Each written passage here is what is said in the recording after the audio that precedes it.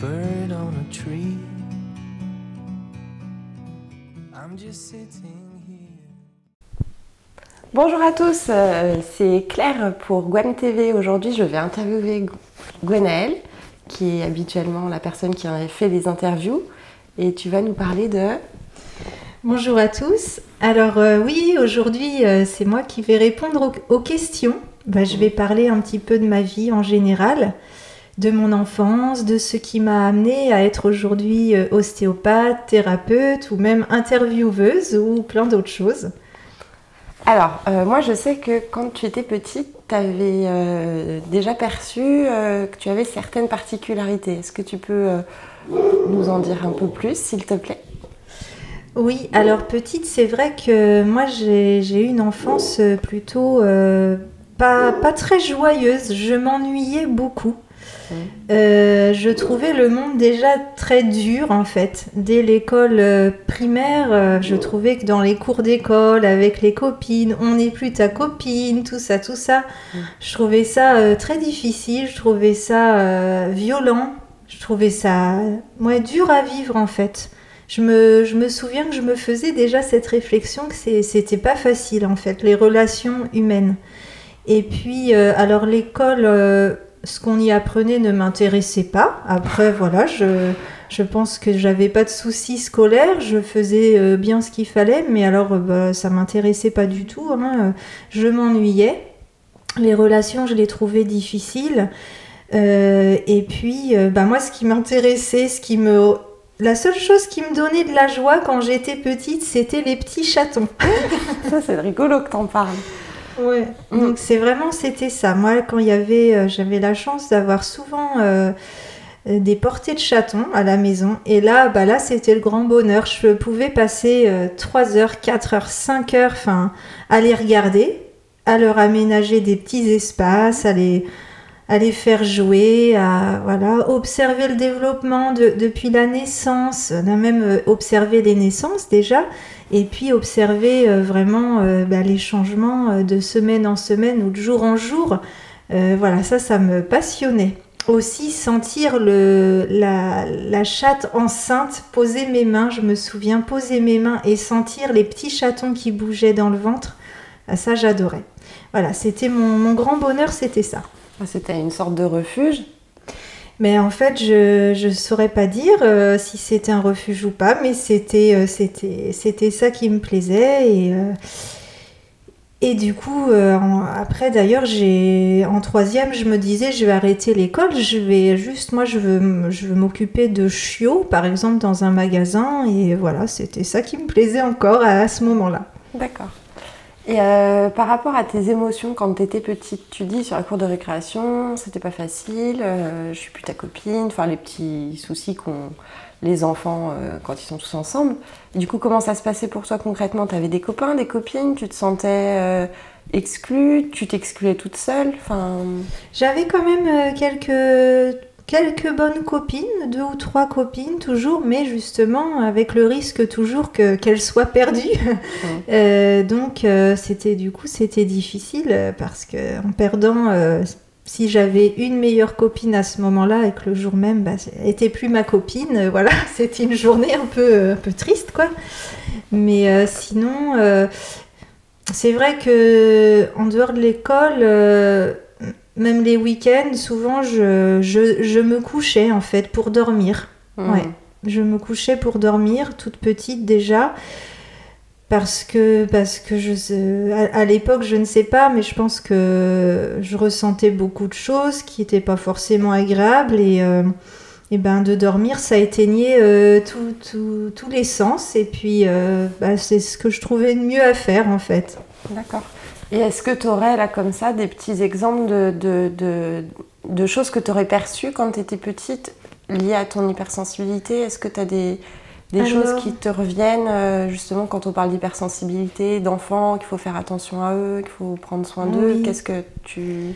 Les mots, les ambiances, les mots, tout ça, je les recevais très très fort Donc effectivement, si dans mon entourage je recevais des mots qui n'étaient pas violents a priori, mais pour moi, voilà, un mot banal pouvait être une claque, quoi, et du coup me rendre triste, me renfermer, m'enlever encore un peu plus de la joie. D'ailleurs, je pense que si j'avais pas beaucoup de joie, c'est parce que voilà, tellement de situations ou de mots étaient trop violents pour moi, ça coupait ma joie. Et effectivement, les enfants sont très sensibles. On sait que ce sont des éponges émotionnelles. Et les enfants qui sont hypersensibles, eh ben, c'est encore décuplé. Donc, c'est vrai que c'est important de... Le ton de la voix, les regards aussi quand on est petit, un regard de mécontentement ou d'agacement, ça peut figer. Enfin, en tout cas, quand on est sensible, ça peut vraiment figer et mettre mal. Mais alors du coup, toi, les adultes dans ton entourage n'étaient pas forcément au fait de tout ça, n'étaient pas forcément à l'écoute. Comment ça se passait du coup? Quand toi tu étais triste, est-ce qu'on te disait oh ça va passer? Enfin, qu'est-ce qu'on te disait en fait? Est-ce qu'on accueillait ce que tu ressentais? Pas forcément, j'étais plutôt considérée comme embêtante. Comme embêtante, pas sympa, voilà. Donc non, c'était pas accueilli. Moi, justement, je me réfugiais beaucoup dans le sommeil et puis toute seule. Mais alors du coup, comment est-ce que tu t'es pas coupée de tes émotions? Parce que c'est une des choses qui peut arriver aussi quand on est hypersensible, qu'on a beaucoup de choses qui arrivent. Ça peut être aussi de se mettre dans une carapace, de se mettre une armure et de plus rien ressentir. Il me semble pas que tu ne ressentes rien aujourd'hui. Donc comment t'as fait toi pour garder ça? Alors non, je pense que je m'en suis vraiment beaucoup coupée très vite en fait. J'avais pas conscience de mes émotions, en fait, j'avais plus conscience du tout. C'était plus, oui, une carapace, une armure de mal-être, en fait. Après, j'avais quand même gardé des perceptions assez sensibles. Je me souviens d'un exemple, justement, concernant les petits chatons. J'avais 12 ans déjà à ce moment-là, je me préparais le matin dans la salle de bain et puis je pense à un des petits chatons qui venait de naître, qui avait peut-être 4-5 jours et là je me mets à pleurer et je me disais je veux pas que tu meurs, meurs pas et je pleurais vraiment comme si on regarde un film et que on est en train de vivre le truc et puis... Bon, je laissais faire, je me demandais même pas pourquoi je pensais ça et que je pleurais. Et tout d'un coup, je me suis dit, mais oui, en fait, le petit chaton est en train de mourir. Et je suis partie vite de la salle de bain, je suis montée à l'étage. Et là, j'ai vu ce petit chaton qui a fait sa dernière respiration devant moi, en fait. Il est mort devant mes yeux. Ah, c'est ouf! Ouais, donc ça m'avait surpris, surtout ça m'avait rendu là très triste. Alors là, je pense que si je vivais mes émotions, je pleurais pour des choses très importantes comme ça. Là, les émotions réémergeaient. Mais sinon, au jour le jour, dans mon enfance, je me souviens pas pleurer sans arrêt. Mais par contre, je me souviens avoir envie de mourir en fait, tout simplement. J'ai compris plus tard que en fait les enfants logiquement c'est la joie, c'est la vie et que c'est vraiment il existe des dépressions de l'enfant en fait. Parce que dès qu'on voit un enfant qui ne serait pas dans toute sa joie, dans toute sa vitalité, c'est vraiment pas normal. Ouais, c'est un signe de mal-être. Ouais, c'est vraiment un signe d'alarme. Il faudrait pouvoir consulter, emmener son enfant parce que effectivement, un enfant qui dort, qui est fatigué, qui n'a pas de joie, qui a envie même de mourir, c'est pas du tout normal entre guillemets. Et toi, t'en as parlé à personne quand t'étais petite de tes envies de mourir? T'as pas dit à tes parents, ou à une copine, ou à une maîtresse? Non. Non, c'était toi. Tu ressentais les choses toi toute seule, et puis... Ok. Et quoi d'autre? Non, j'avais des choses qui me revenaient, mais là, j'ai oublié. Mais alors, est-ce que toi, tu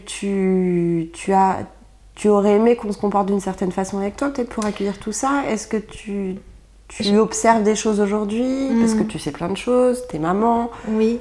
Aujourd'hui, ce que je pourrais dire en tant que maman et en tant qu'enfant dans le passé, c'est que oui, les enfants, et les bébés notamment, alors quand j'ai été maman, là j'ai vraiment ressenti la vulnérabilité de ce qu'est le bébé.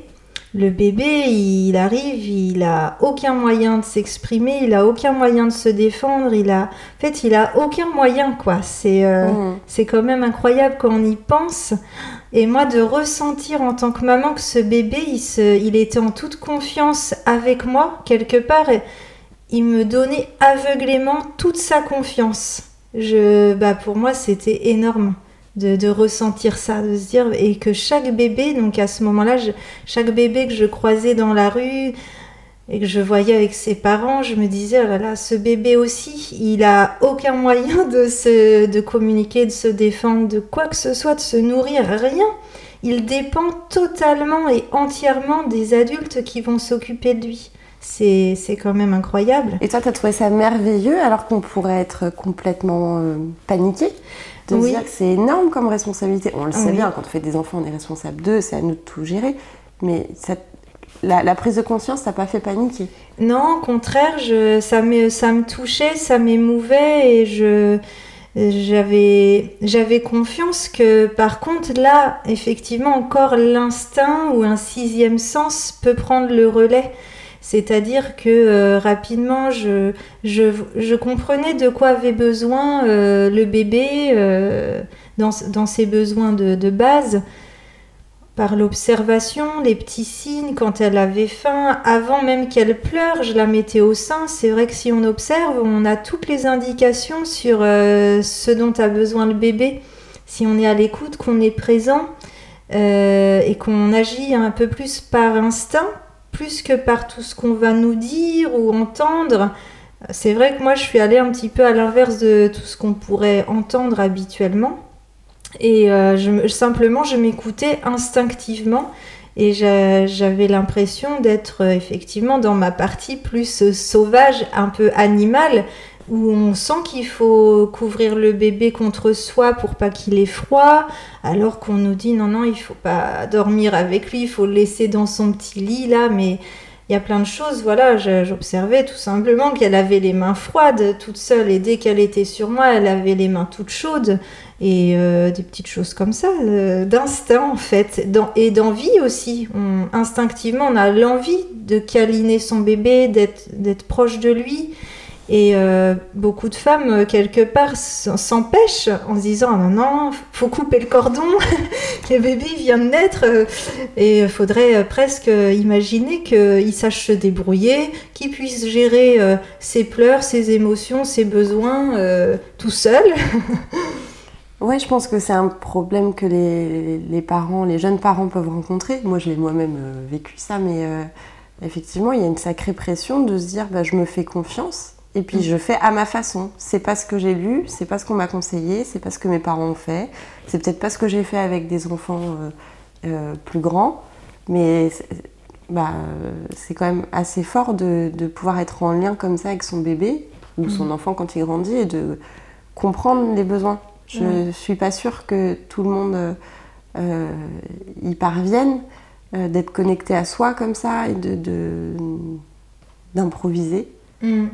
D'improviser sans avoir peur du regard des autres, parce que quand on est hypersensible, ça compte aussi beaucoup ce qu'on peut penser de soi. Donc là, toi, dans ces moments-là, ton hypersensibilité, t'as pas eu peur d'être jugée, d'être critiquée, ou il y a peut-être eu des critiques, des remarques parce que c'est...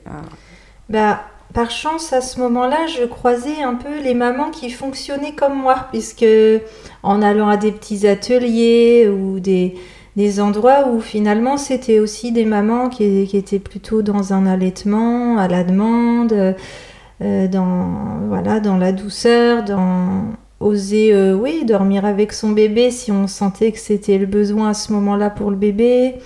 Donc ça me consolidait dans mes choix.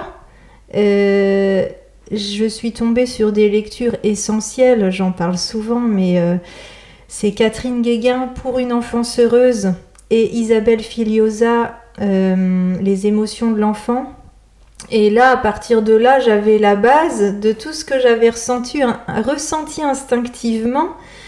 Il y avait les bases scientifiques. En fait, aujourd'hui, sous IRM, les neurosciences constatent plein de choses qui vont vraiment à l'inverse du courant qui était faut laisser votre bébé pleurer, c'est comme ça qu'il apprend, sinon il va devenir un petit tyran, etc. etc.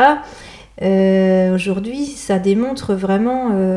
Donc on change totalement de paradigme en fait. D'une façon de faire, on prend la même chose et on fait exactement l'inverse. Donc effectivement, c'est un courant, c'est un peu aller à contre-courant, mais j'ai été entourée de ces lectures et de personnes quand même avec cette sensibilité, cette compréhension. Et après, j'ai fait que croiser et continuer d'être entourée de personnes comme ça. Après, bien sûr, j'ai dû aussi avec mon hypersensibilité, me couper des personnes qui étaient dans le jugement, dans la critique, dans tout ce qui fait pas du bien en fait. Parce que quand on vient d'être maman, de quoi on a besoin? D'être soutenu, de pas être critiqué, de pas être jugé. On a juste besoin de tout ce qui peut nous nourrir, nous faire du bien. Et le reste, il faut absolument... Là, c'est encore l'instinct qui va parler. Et tout ce qui pollue, il faut le mettre à l'écart, quoi. La priorité, c'est le bébé. C'est une question de survie, on le ressent. C'est nourrir le bébé, le faire grandir, qui démarre, quoi, dans la vie. Donc, ce qui suppose quand même se couper un petit peu du mental, ce qui pourrait nous faire aller dans le sens inverse, c'est-à-dire oui j'ai vu ça, ils disent ça, on fait ça depuis tellement d'années, mon compagnon n'est pas d'accord, alors je vais l'écouter. Toi, tu as dû te couper quand même du mental et te mettre vraiment au service de tes émotions. Mon mental me disait rien d'autre à ce moment-là que la même chose que ce que je ressentais. Donc non, ça T'avais pas allait. plein de questions, d'interrogations, de doutes. Non, t'étais sereine. Ouais, c'est vrai qu'avec ces lectures-là, j'ai compris, j'ai regardé la vidéo aussi de Catherine Guéguin, je l'ai fait écouter aux gens un peu proches de moi et du coup, non, j'étais pas perturbée par des doutes à ce moment-là. Ok. Mais par contre, oui, très, très touchée de ressentir que le bébé, il dépend entièrement de nous et il ressent tout. C'est-à-dire que si on est en colère, qu'on est agacé, dans son corps, dans ses cellules, il reçoit les charges émotionnelles et donc d'être attentive à ça. Et je regardais aussi les gens dans la rue et je me disais, j'espère que tous les bébés vont recevoir la douceur et le soutien dont ils ont besoin en fait. C'était ça si j'avais pu,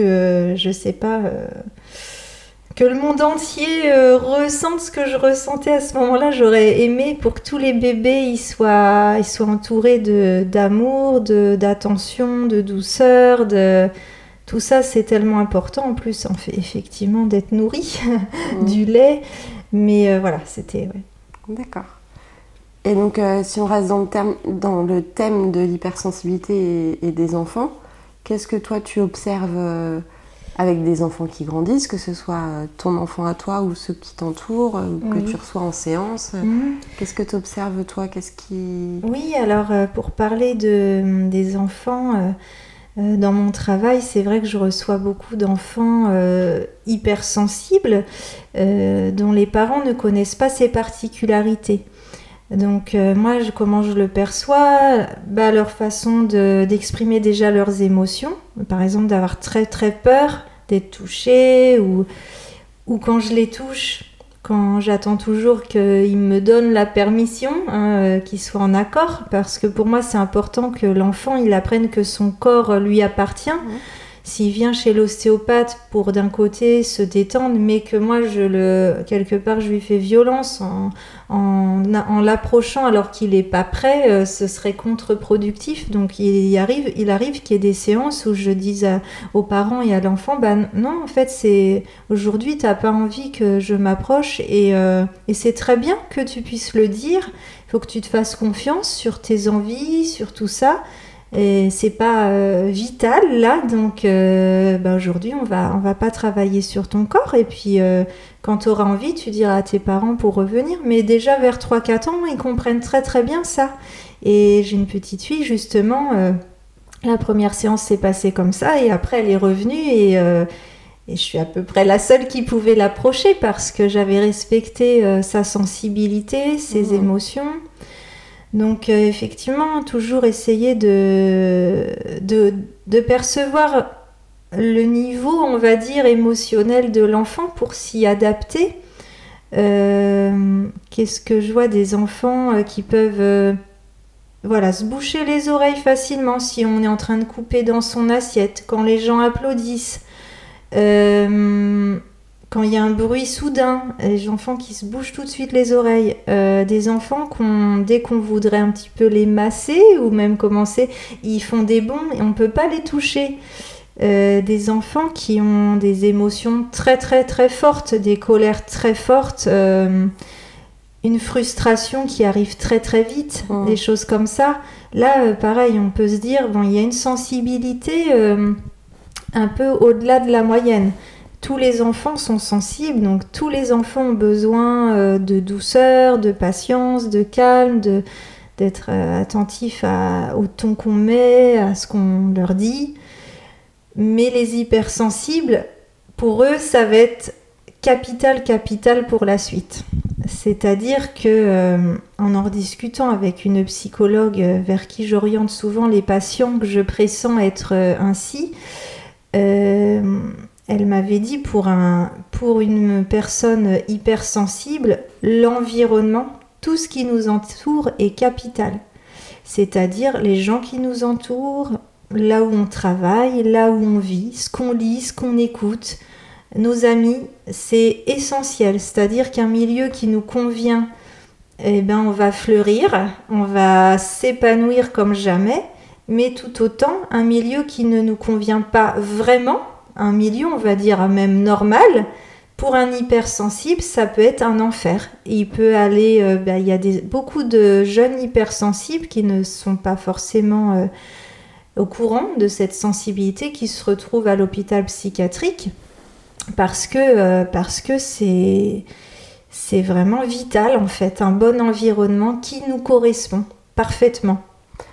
Mais alors, d'un point de vue extérieur, on pourrait qualifier ces enfants de compliqués, de difficiles, puisque ce qui peut les faire réagir, ça nous semble être des détails. On pourrait dire, tiens, c'est les parents qui sont trop à l'écoute.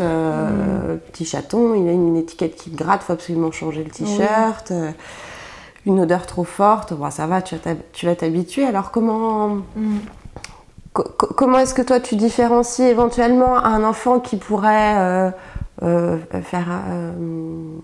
essayer d'attirer l'attention vers lui et de jouer avec non, là c'est trop chaud, là c'est trop froid, et puis l'enfant qui vraiment lui non, le bain à 37, oui, c'est ce qu'on écrit dans les livres, mais lui c'est peut-être à 37,7 que ça va le faire, quoi. Comment est-ce que toi tu le perçois quand tu reçois les enfants? Je perçois tout simplement qu'un enfant, lui ce qu'il aime c'est jouer, être dans la joie, profiter. Il va pas s'embêter à aller inventer une étiquette qu'il gratte.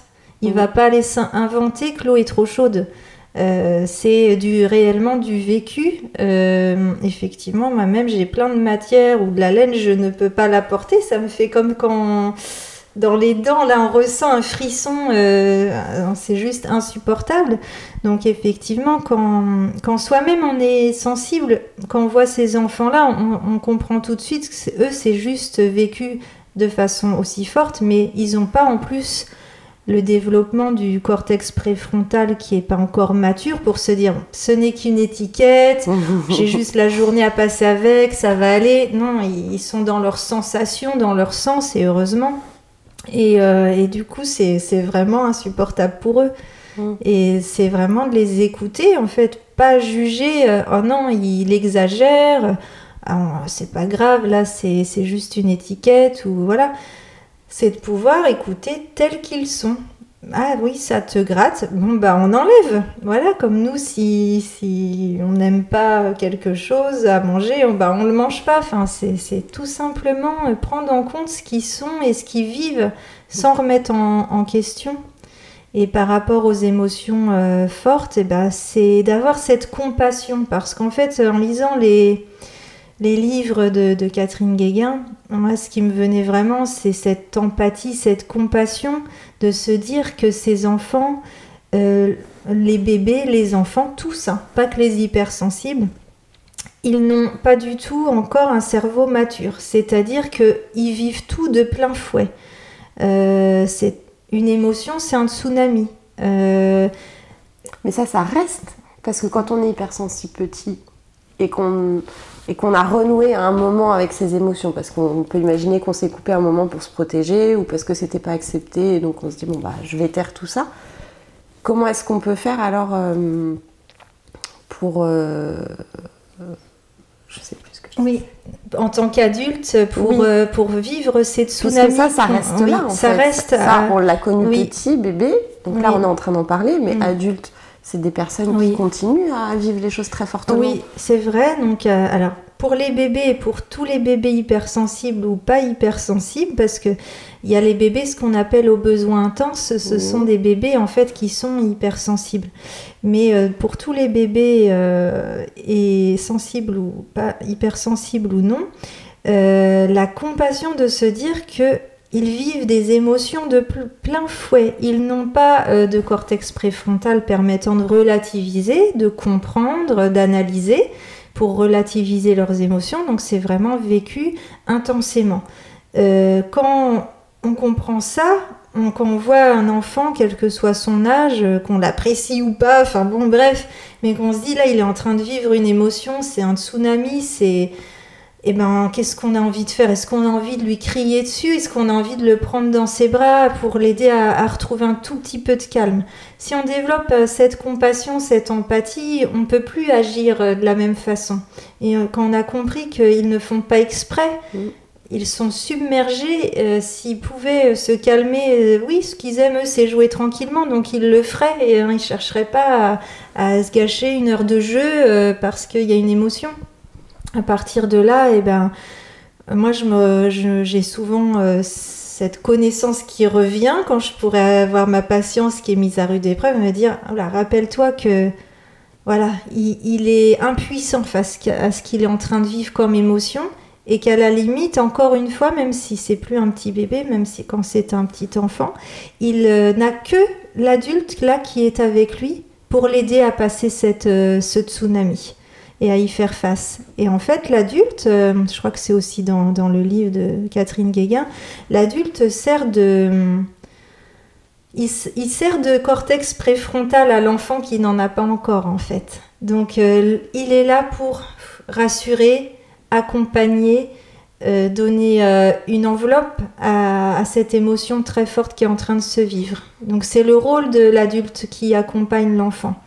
Si à ce moment-là, l'adulte lui-même part dans ses émotions, bah oui, il a le droit, c'est vrai, mais à la limite, l'adulte, lui, il peut se raisonner, il peut se dire, c'est bon, après je vais aller me prendre un petit bain, je vais me calmer, ça va aller. L'enfant, il n'a pas cette chance-là.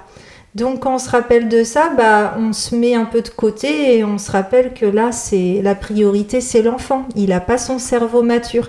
Et son cerveau sera mature qu'à 21 ans. Donc en tant que parent, on a le temps de se dire qu'on peut encore accompagner ça.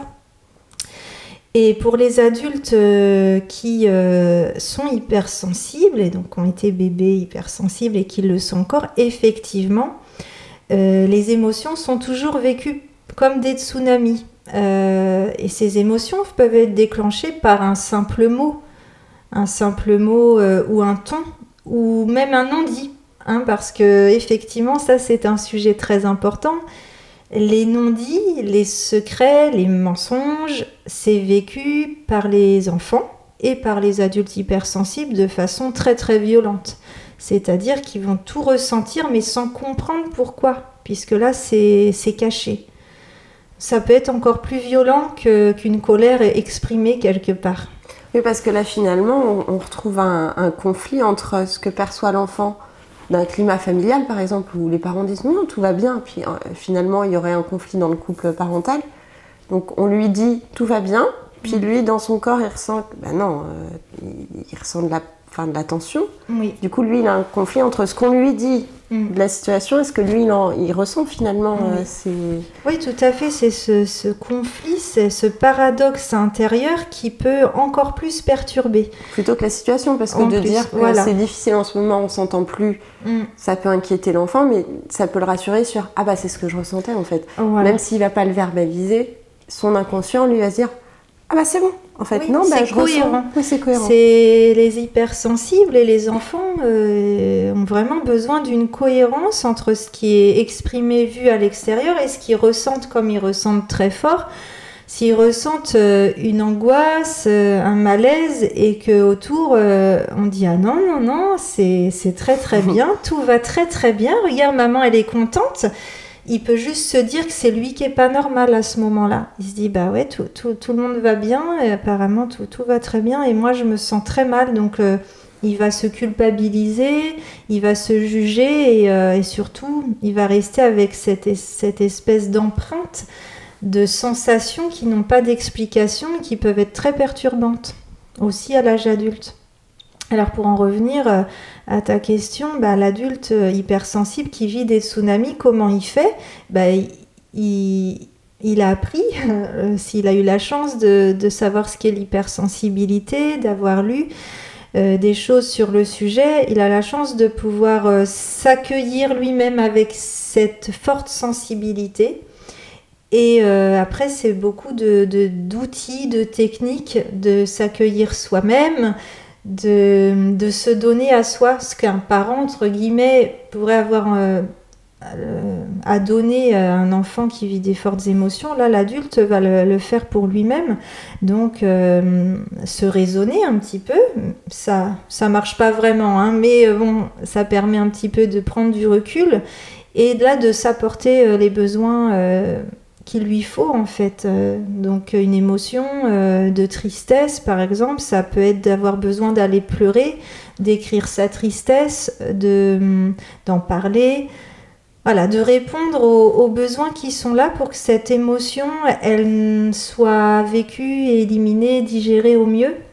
Sans jugement. Sans jugement, parce que l'émotion elle peut être désagréable parce qu'elle est vécue très fortement, mais elle a sa raison d'être, donc c'est simplement de comment ne pas la bloquer.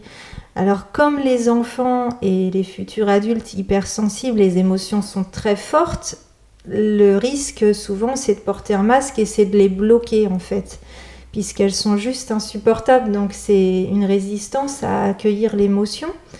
Et à partir de là, c'est là que les malaises, entre guillemets, arrivent, puisque dès lors qu'une émotion est bloquée, la vitalité, la joie, la vie est bloquée, en fait. Mmh.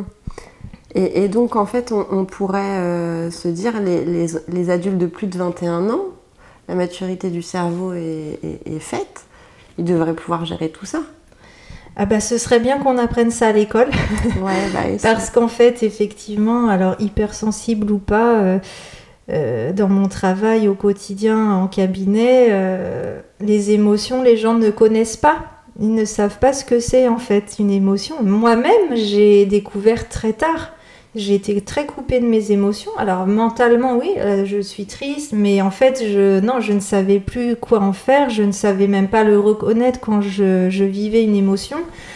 Et donc il y a tout un apprentissage et déjà de sensibiliser les gens aux émotions, c'est-à-dire les émotions de base, la peur, la tristesse, la colère et la joie. Savoir les reconnaître quand elles sont en train d'émerger en nous et leur laisser la place d'exister, et elles ont toujours un message à nous donner en fait. C'est physiologique une émotion, c'est naturel, c'est sain.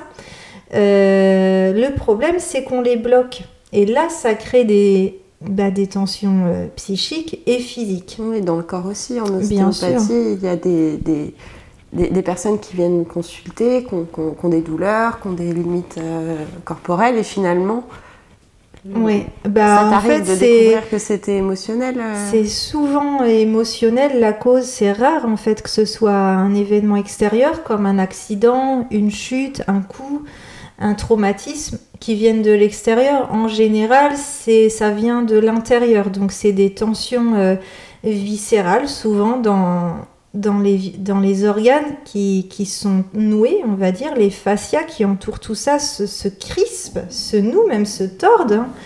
Et après, ça tire sur la structure. Donc on a mal au dos, on a des migraines, ou enfin, peu importe.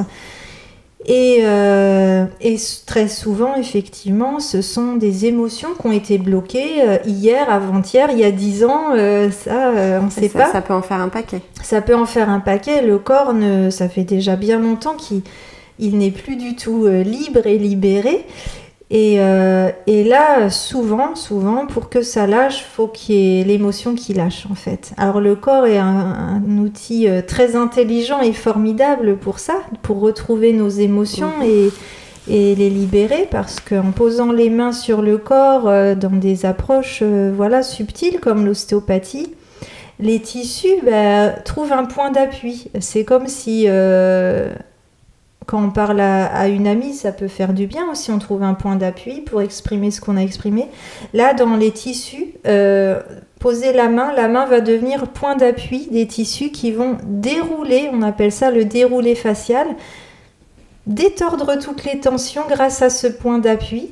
Et des fois, les émotions sont libérées en même temps. C'est-à-dire que les personnes se mettent à pleurer ou ont des souvenirs qui remontent ou une sensation, enfin des symptômes de l'émotion qui se vivent en même temps. Et parfois c'est pas par l'approche du corps que l'émotion va se libérer. J'ai en souvenir une jeune femme qui avait un corps, donc des douleurs de nuque, des choses assez classiques. Sur son dos, c'était une armure. On ne pouvait même pas accéder au tissu, on va dire. Hein. C'était vraiment... Et là, je me dis, oh là là, comment on va faire pour que ça puisse relâcher? Parce que mon envie, c'est quand même que les corps se relâchent, parce que comment être épanoui dans un corps tout tendu? Et là, des fois, c'est encore une fois un peu le sixième sens, l'intuition, les sensations. C'est un ensemble de choses qui font que je vais poser peut-être la bonne question.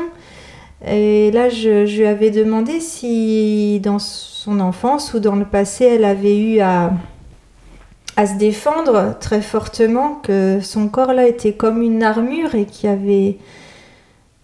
peut-être eu des éléments, des situations où elle avait dû vraiment se protéger et se défendre. Et là, juste avec ma question, elle a fondu en larmes et pour la première fois, elle parlait de ce qu'elle avait vécu comme attouchement sexuel dans son enfance. Et le corps, instantanément, c'était plus le même dos. En une fraction de seconde, c'était un dos tout détendu. J'ai rien eu à faire. Là, le point d'appui était plus émotionnel. Et ça, c'est très fréquent. Que c'est incroyable le corps comme il répond à l'émotionnel, en fait. Tu dois...